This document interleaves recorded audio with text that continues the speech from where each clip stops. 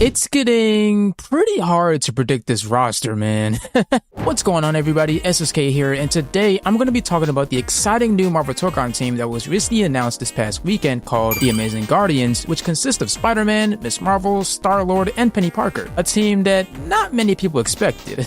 But before I get into the discussion, be sure to like, subscribe, and hit the bell icon. I upload Marvel Tokon videos weekly, so if you want to enjoy some quality Tokon videos every week, hop on the SSK train. But enough of that, let's talk about this new team. If you told anybody before the Amazing Guardians trailer released that Spider-Man's team would consist of Ms. Marvel, Star-Lord, and Peni Parker, most of them would probably look at you weird. When Marvel Tokon was first announced, many people went on to make their wish list for the roster, of course, but that all changed when the X-Men trailer came out. At the end of the trailer, we were posed with the question of which team will assemble next, with a bunch of team leaders being shown. This heavily implied that the next few character trailers in Tokon would show off a Captain America team, Spider-Man team, Doctor Doom team, and Ghost Rider team. This changed the game completely because now we went from making roster wish lists to roster predictions. Imagine if they posed this question to us before the X-Men trailer released. If we just simply saw Storm, it would be very easy for us to predict that her team would consist of X-Men characters, thus being an X-Men team. And so when we had that official confirmation with the X-Men trailer, it made other people attempt to predict the entire launch roster based off of the team leaders that were shown here. For example, Captain America's team will most likely be the Avengers, Doctor Doom's team will be an all-villain team for sure, particularly the Cabal villain group that consists of Green Goblin, Loki, Emma Frost, Namor, and a few others. Ghost Rider's team will most likely be Midnight Suns with characters like Blade, Iko Minoru, Elsa Bloodstone, Doctor Strange, and a couple more. And Spider-Man's team will most likely be either other street-level heroes like Iron Fist, Elektra, and Punisher,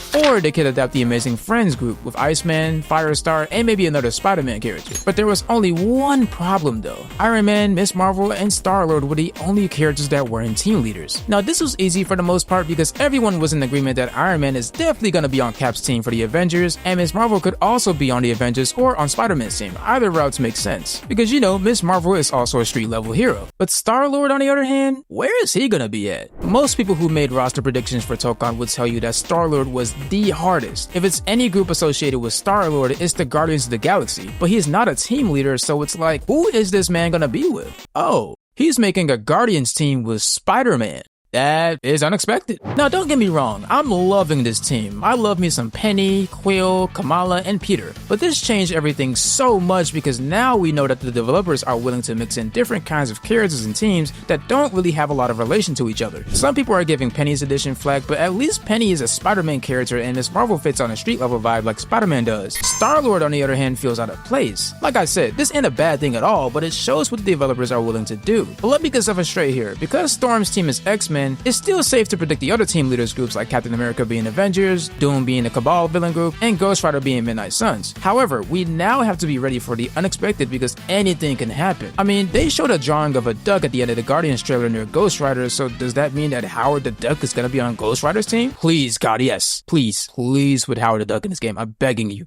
I'm begging you. But yeah, folks, the possibilities are endless here. But with all that said, I do want to address the concerns against Peni Parker here. I've seen quite a few people say that she's a waste of a roster slot in Tokon, considering that the game is supposed to launch with 20 characters, and I'm sorry, I will not allow any Peni Parker slander in this house. See, what y'all gotta understand is that the developers are trying to create a balance with fan favorites and oddballs that have never been in a Marvel fighting game before, while also adding Japanese flair to the game. Not only is Penny a Japanese character and has never been in a Marvel fighting game before, but she can also be considered an oddball since she's still a bit of an obscure character. So on paper, she actually fits very well into what the Marvel Tokon developers are trying to achieve. Granted, balancing out these roster picks between fan favorites, oddballs, and characters who have never been in a Marvel fighting game before is very hard, I'm sure, but it's a completely fair guideline to get behind. And I haven't even talked about Penny's gameplay, which seems to bring some exciting stuff to the table. While not too much information, the developers released some useful tidbits about her on social media and on Tokon's official page on the PlayStation website. While Penny's movement speed is very slow, she seems to have many unique movement options that make up for it. That's not all though, as she has web shooter abilities that trap opponents and has a skill called Gadget Launcher, which summons random drones that do different things that can help with combos, pressure, and even covering approaches in neutral. Even with this little information that the developers shared with us, I can already tell that Penny is going to have some insane setups, combos, and creativity. And that's the kind of thing that Marvel Tokon needs the most. It's not just about the characters, but it's also about how fun and creative they are. And the more unique characters there are within the launch roster, the higher chance you have of finding a character that's the best fit for you. And who knows, Penny might be the character you like. But yeah, contrary to what some other people are saying, I think Penny was a genius pick for this roster. I can't wait to see not only what other wacky wacky, unexpected characters are coming to the game, but also how different they will play from the rest of the roster. Marvel Tokon is on the path of becoming the most unique Marvel fighting game roster of all time, and I'm here for it.